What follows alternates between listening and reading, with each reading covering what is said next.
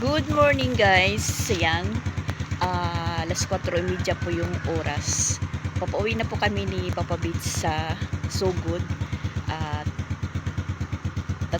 tatantyahin namin yung oras na sakto-sakto lang po kami na makakarating sa amin. Ayan, biyahe po kami ni Papa Beats. Tulog pa sila Jing. Kinakailangan natin umuwi dahil may klase ngayon. Kawawa yung mga bata, walang mag-aasikaso. Bumaba pa tayo guys. Tayo yung nagbukas ng gate para makalabas kasi tulog yung guard. Let's go guys. Uwi na po kami ng Sugod. Good morning po sa lahat. Yan, medyo nakikita na po yung langit. Liwanag na.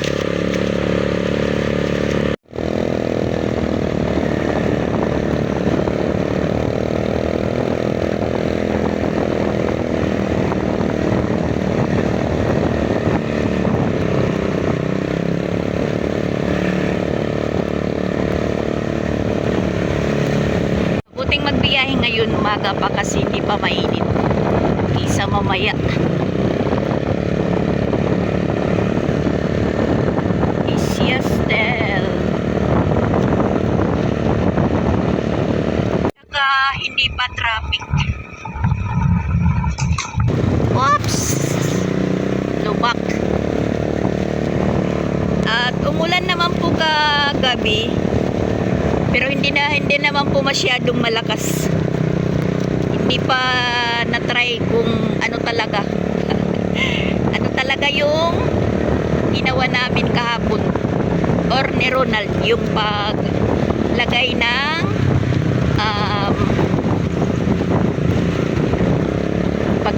net at saka paglagay ng bulkasel. Yan, nasa highway na po kami. Highway na po kami. Let's go. Sakit na yung likod ko guys. Nasa Danau na po kami. Yan, maliwanag na po yung langit. Carmen na po kami banda. Carmen, alas 5:30 na po yung oras.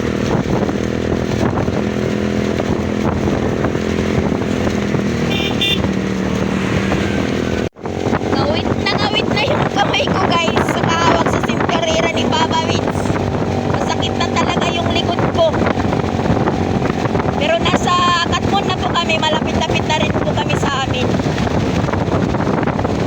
Tisin na lang, tisin. Hinahangin yung yung hawak ko. Sakit. My gosh. Wakas guys, nandito na rin po kami sa Patag. Papasok na po kami papunta sa amin. Medyo nakarelax po tayo. As in, masakit na po yung likod ko, puwit, braso, paa. Yung daliri ko namamanhid sa kakapit sa sinterera ni Papa Beats. Saktong-sakto lang guys. Alas 6 na. Alas 6 na yung oras. Ewan ko kung gising na po yung mga namin dito sa bahay. Mga housemate. Dire-diretso po yung biyahe namin. Hindi po kami nakabili ng pandesal. Sana hindi pa naglako dito yung malunggay pandesal.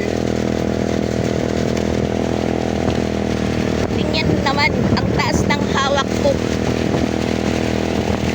Nandito na po kami sa amin at saka dito yung malakas na ulan siguro kasi ayan tinubig, tapos meron po ditong malaking kaldero. Ewan ko kung ano po yung tinuluto nila, sirigan. Magang maga dito tayo dumaan.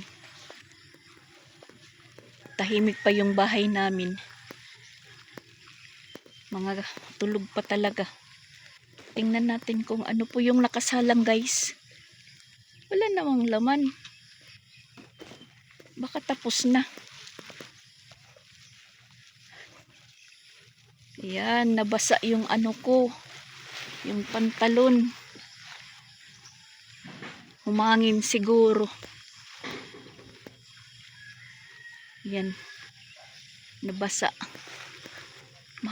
Agoy, nabuslot na. Nabuslot na po yung ano.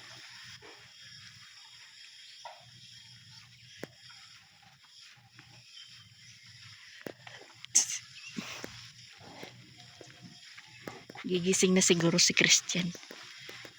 Ah.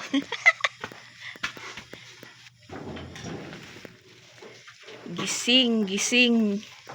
Mahangin gad dyan. Nga di paguran. Ha? Napikas man nga tuloy. Makusog.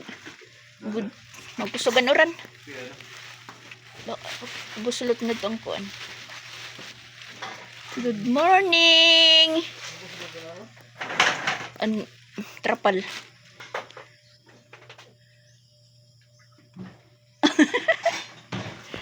Saktong-sakto lang guys yung pagdating namin. Ayan, umulan. Umulan po. Ewan ko kung umulan din doon sa ano. Pero nandun pa naman si Ronald. Iniwanan lang muna namin. Di po kami nakabili ng pandesal kasi nangangawit na talaga yung kamay ko. Nangingitim na yung daliri ko sa kakapit kay Papabit sa sinturira. Nangangawit na din po yung braso ko. Masakit na po yung puwit. Likod. Tsaka yung ano natin.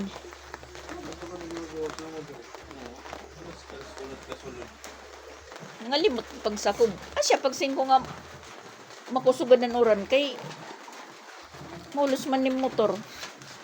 Kape muna tayo guys, magkape. Kape po tayo.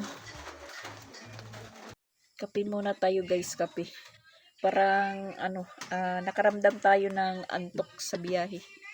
Ang sakit talaga ng ano, ng isang braso ko. Kasi parang biyahe namin ni Papa Bits, malakas yung hangin, hinahangin po yung dala ko. Parang ano yung katawan ko. Kaya kumakapit tayo sa sinturira ni Papa Bits, baka tayo ilipad. So, yung nangyari, pati paama, masakit. Yung mga legs natin, tapos yung, tikod. So, waray. Dito nangawit din. Imagine, galing Compostela hanggang dito. Higit 1 oras po yung namin, yung biyahe. Kasi parang umalis kami doon mga 4:45 na po. Kasi bumang kami alas 4:30. Tapos pina-alarm ko yung cellphone ko ng alas 4:30. Pero parang hindi naman po ako nakatulog masyado kasi yun nga yung aircon malamig. Tapos hihintay ko yung oras, baka po kami maabutan ng ng hindi makagising baka agad. So hindi naman tayo nakatulog ng masyado dahil pag gumising ako mga alas 2:47 siguro yun. Iniisip ko kung bibiyahe kami ng alas 3 kasi sabi ni Papa Bits alas 3 daw po kami aalis doon. Pagtingin ko sa kanya, naghihilik. So, sabi ko mga na lang po, mga alas 4:30. Inano ko yung yung cellphone ko, inalarm ng alas 4:30. Dala na ko sunog ko oil sil tama lang gud adto. Ano adto? Ano yung Krangkan? Yung motor. Kaganay. Ang bugto tatay.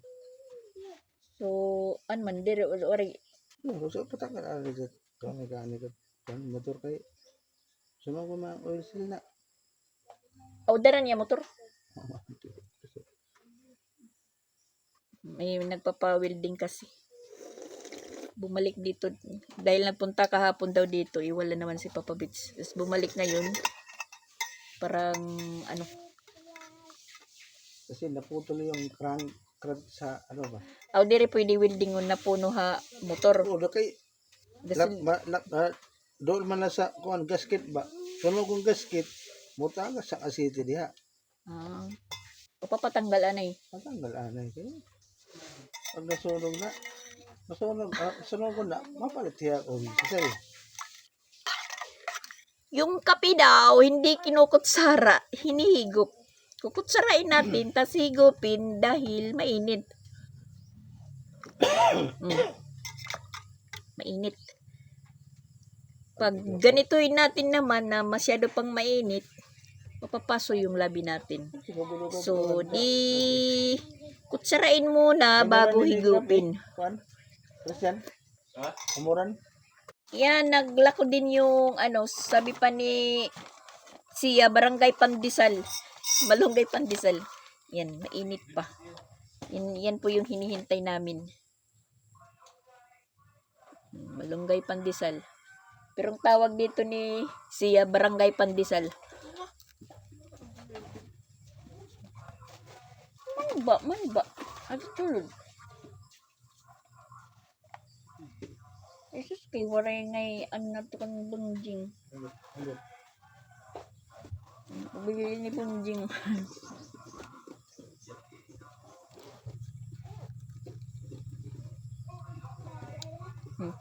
Ganyan lang po kalaki. Tagdos. Tapos, masarap kainin kasi crispy. Crispy, crunchy.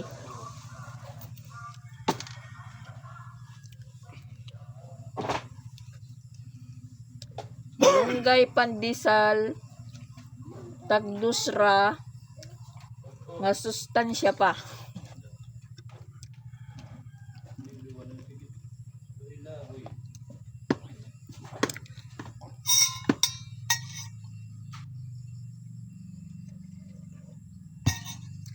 Yan. May meeting tayo. May meeting sila Chrislyn alas 8. Parang inantok na ako, guys.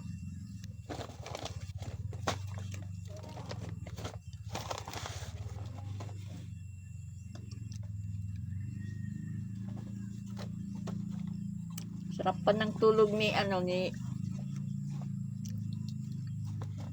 Ronald pag alis namin. Pinatay ko lang yung aircon kasi umaga na, alas 5 na. Alas 5 na. Si Jing doon sa taas na tulog.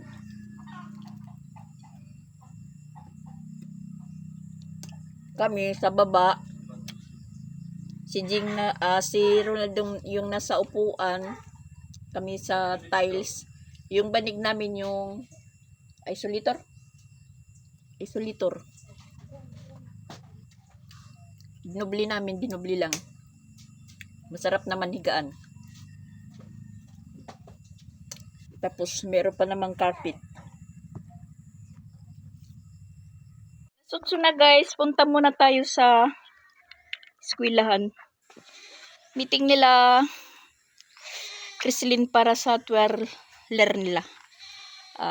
Yan. Inaantok talaga ako.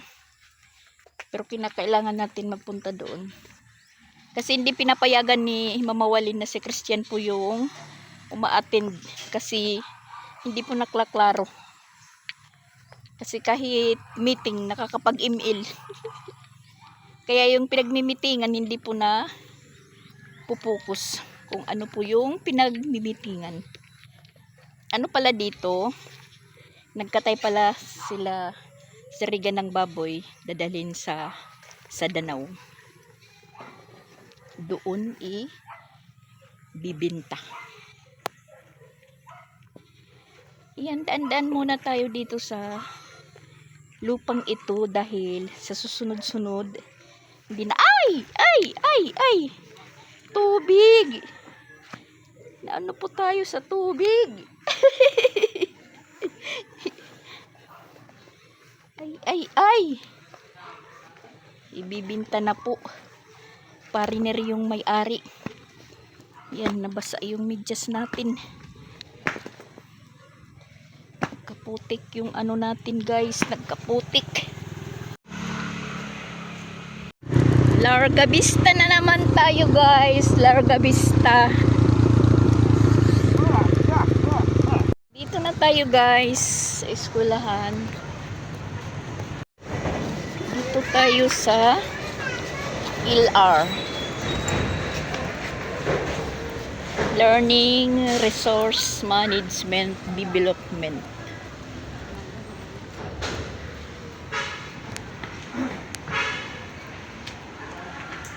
Ayan guys, katatapos lang po yung ano namin meeting. Ang tagal. 9:45 na po yung oras guys. Yan, si Papa Bits dito lang po siya na naghintay sa akin. Tas, ayan, papauwi na po kami.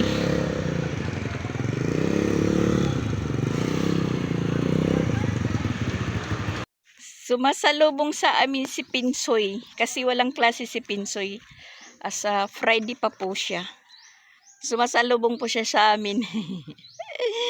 Nagugutom na daw siya. Merong pandesal dyan. Pre ka pangita, no? Asya.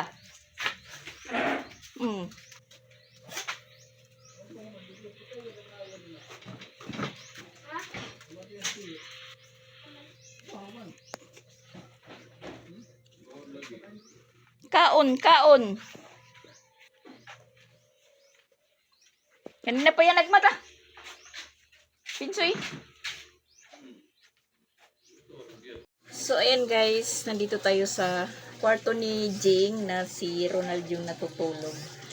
Dito lang muna ako magpapahinga kasi hindi ko na kaya talaga. Inaantok talaga ako. Dito lang tayo sa loob muna dahil nagpapasound si Papa Bits. Close the door lang natin. I-close the door. Kasi nagpapasound si Papa Bits. Tapos kumakain sila ni Pinsoy. Papahinga muna lang ako guys. Dahil kanina pa talaga ako parang inaantok.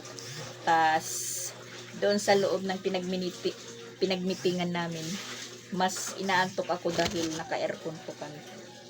Naka-aircon na parang pinagpapawisan pa rin tayo. Hindi po ako makapokus sa meeting namin. Pero naintindihan ko naman.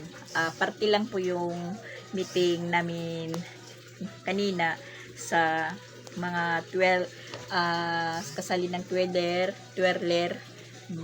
lyris, tapos yung drum. Kasi inaano po nila, parang sinusiguro nila, tas magpa-practice sila sa Lunes, umpisa ng practice araw-araw kasi mag-ano na po sa October, mag-city-meet, ano ba yun? City-meet ganun sa October. So bali kasali sila Chrislyn sa competition. Mga bagong membro po sila. Mga bagong kuha na kailangan po nilang mag-practice. Kailangan nilang mag-practice araw-araw. Tapos yun, bago yung costume, gasto na naman ni mamawalin. Yun lang. At si Sansan, hindi rin ibig sabihin na hindi pala siya kasali sa DLBC ng banda kasi alam niya kasali pa rin siya sa competition. So maglalaban na sila ng kuya niya. So yan, muna tayo guys, magpapahinga lang talaga ako saglit. Maya na po yung karugtong natin sa vlog. Hindi pa ako sa bahay. Hindi pa ako nag-check kung ano po yung routine. Pero alam kong makalat. So, yun nga, magpapahinga muna ako. Hindi tayo nakatiis guys. Binawasan ko muna yung routine natin bago magpahinga. Naghugas muna ako, tsaka nagwalis lang dyan sa sa kusina at dito sa mini sala namin. Mamaya-maya na yung sa labas. So yan, Papa Bits damit. Kakalat. Kinuha sa lalagyan, hindi naman sinuot. So ibabalik natin. Hindi maiwasan natin guys na hindi kumilos. Habang naman si Papa Bis nagpapasounds po sa mini speaker niya, tinuturuan si Pinsoy ng module niya. Dahil naka-module po sila, Martes wala silang klase dahil holiday, tas ngayon wala, bukas wala, so sa Friday pa yung klase nila. Tas yun, sabi ni Pinsoy, Madax, nahihirapan ako sa module ko. Mga assessment lang, kasi so, si Papa Bits ang papa-answerin natin dito kay siya po yung may alam sa mga assessment na yan. So, ayun, nag-umpisa na po sila. So, dito naman tayo sa kwarto. Wala naman si Ronald. Dito lang muna tayo magpahinga. So, ayan guys, hindi tayo nakakatulog. Si Alritz nagluluto ng maruya. Pinapapunta ako doon. So, balak kong, ayan, ibibigay ko sa kanya yung nabili kong Christmas tree na maliit dahil meron naman po tayong bigay ni Jing yung malaki. Yan, naisipan kong ibigay na lang kay Alritz para pag lumabas na yung bibi niya, makakita na ng Christmas tree sa araw ng Pasko. Dahil malapit-lapit na po yung panganak ni Alritz. Due date niya is September 28. Ganon.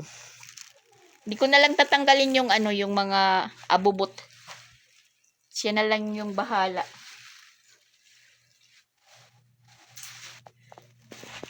Ako naman yung bibili ng bago pagka mayroon tayong budget na. Itong mga mga pangbitay. Ayan guys, nandito na po tayo sa Makaas. Nandito po tayo sa tinutulugan nila Alritz. Ayan, yung computeran dati nila May Timang. Dito lang muna sila pinatira ni May Timang habang si Alritz is papalapit ng mga anak dahil malayo yung kila Alritz sa bukid. At ayan po yung Christmas tree na dinala ko. Pinayos ko na lang sa kanya. Package na po yan. Hindi ko na tinanggal yung mga abubot saka yung series nandyan na. At tinistingan niya na po yan. Pwede na po niyang gamitin. Ayan po. Nakapag po tayo, nakapag vlog, nakapag video dahil pinatay mo na yung speaker. Yan guys. Yan.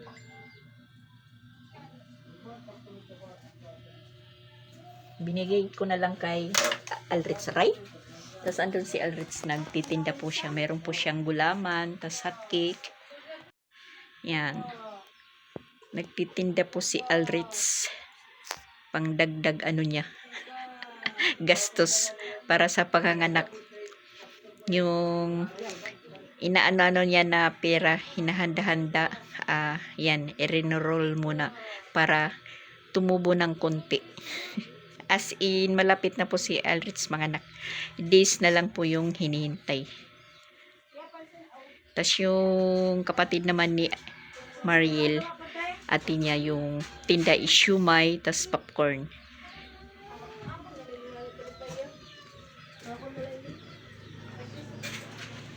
Ito po sila nahiga. Yan po yung yung higaan ni Nikki at saka si ni Kayla, ibinaba pala. Dito po inilagay. So, ang nangyayari po, hindi naman kasya si Carl at saka si Alritz dito. Dito sila na tutulog. Sabi ko sa kanya, wag kang mahiga na walang nakalagay na karton or kasi malamig. Nakaimbak po dito yung mga gamit ni nila May Timang. Nakaimbak. So, dito po yung ginagamit nila Alritz. Tapos hindi naman sila kuno nagkakasya, kaya ayan, dito sila. Basa po dyan dahil medyo tumutulo dyan banda dahil nabulok na po yung hero. Basa, umulan pala kaninang madaling araw dito. Nandun naman po kami sa Compostela kagabi. So, dito lang muna sila pinatira ni may timang. Na habang si Aldrich is malapit-lapit na pong mga anak. Hindi naman po siya pwede doon sa bahay kasi malayo din po kami sa Kabiasnan. Manganganak siya bago pa dumating ng highway. Buti na lang dito kasi yan paglabas kalsada, tas maraming dumadaan na sasakyan. Punta doon, pwedeng mag-contact ng ambulance. No? Pero dito po siya daw sa sa bukid naka schedule ng midwife niya. Nandito sa bukid. Hindi ko alam kung nasaan, basta nandito lang, malapit lang.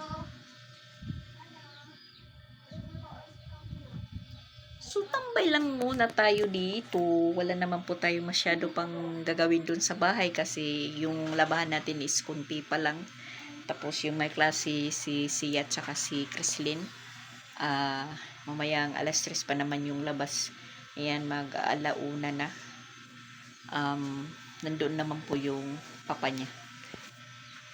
Tapos si Pinsoy, yung module niya, pina-stop ko muna dahil sinama namin, sabi ko, wala ka pa naman klase bukas, Huwebes, Friday pa naman, 2 module na lang yung answeran na si Papa Bits naman yung nag-answer. Sinama lang muna namin. Ang saya niya na sinabi kong sama ka. Kala niya siguro iiwan na naman. Tapos na silang umistak ng ng gulaman ni Aldrich. Tapos naubos na po yung Let! Ayan yung baduya, dara nga di. Meron palang reject na baduya si Aldrich. Nakita ko doon sa misa, sabi ko dalhin mo dito, kakainin natin.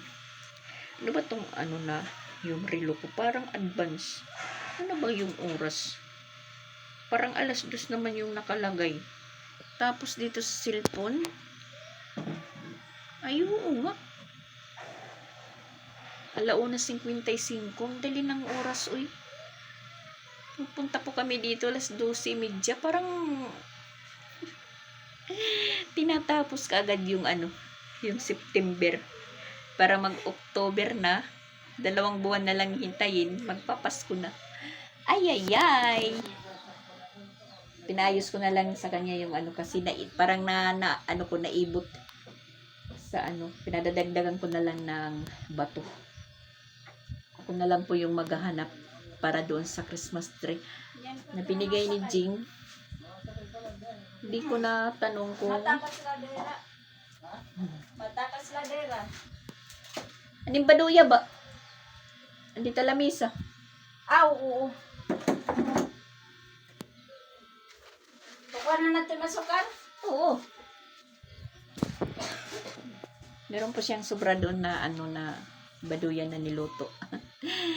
Nasobrahan sa apoy. Kaya hinihingi ko. Meron naman pa akong saging doon sa bahay. Mga hilaw pa. 2 na po yun. 2 bulig sa waray.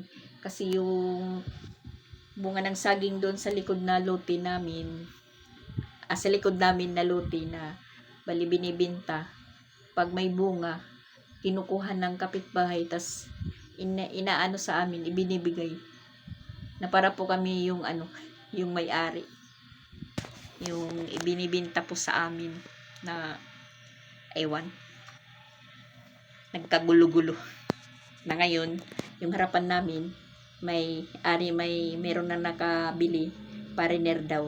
Yan po yung usap-usapan namin doon kung ilang meters po yung ibibigay na road right up way. Kaya kung para sa tao lang, hindi may papasok yung motor.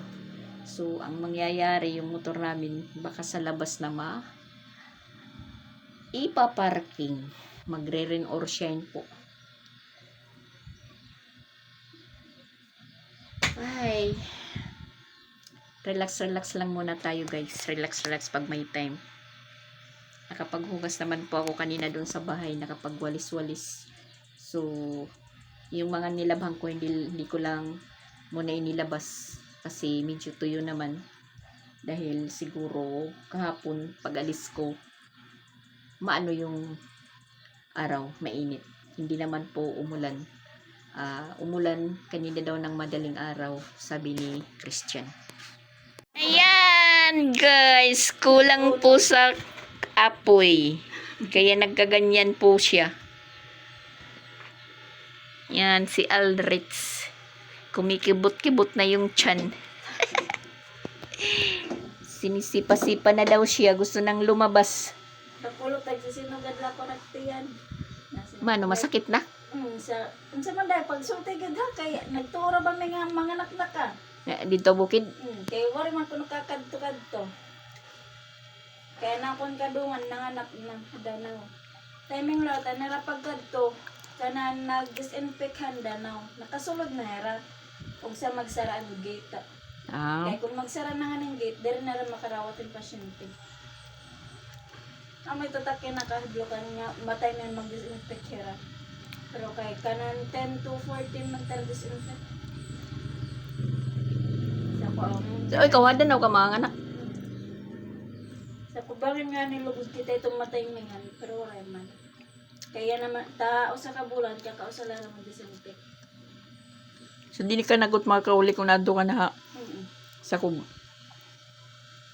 Dahil ka naman dito papagawasan ko na ito ka nasulod ng anak ka na. Alang, i-repair ka pa ha ibang hospital nga, nakagawas na.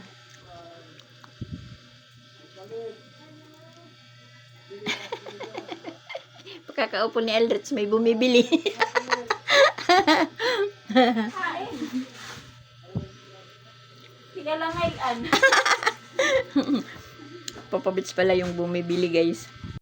Ginok si Eldritch. Papabits pala yung bumibili.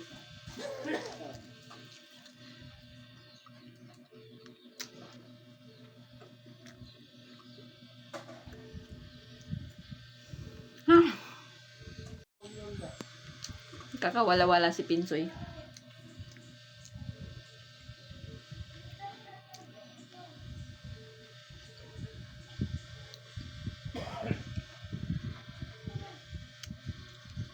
Talaga lang ha. Bawal na. Pwede na po. Pero po, sige. Hindi pa kami nakauwi, guys. Ayan, gabi na kasi umuulan. At saka ang lakas daw ng ulan doon sa Subo.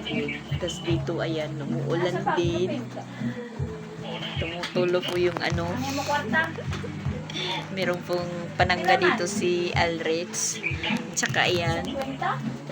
trinay niya po yung ano, Christmas tree na bigay ko sa kanya. At sila papabit sa manis nandoon sa sala nila may timang nagkakantahan. Dahil, ayan, nabutan po kami dito ng ulan. Hindi pa kami nakakauwi. Tsaka yan si Alrich. Handa na naman para sa ititinda niya bukas. Cheese stick. With kausap niya po yung afam niya. And cheese stick para bukas. Kanina baduya. Ano pa na lang isa? May sobra pa. Kasi umulan, hindi naubos. Pati yung gulaman. Gulaman, o kaning katong pinaypay. Pinaypay. Nagkakantahan. Sinasabayan yung ulan. Yan. Relax tayo ngayong araw kasi bukas papasabat na naman tayo. Tapos maputik na yun. Sa amin, ayun, marami daw tumutulo. Doon sa hinigaan daw namin ni Chrislyn, malakas yung tulo. Ito tindahan mo dapat? Oo. Ewan ko ba't nagkatulo doon. Wala namang tumutulo doon sa ano, sa hinigaan namin ni Chrislyn sa tindahan. Siguro baka na ano sa biglang ulan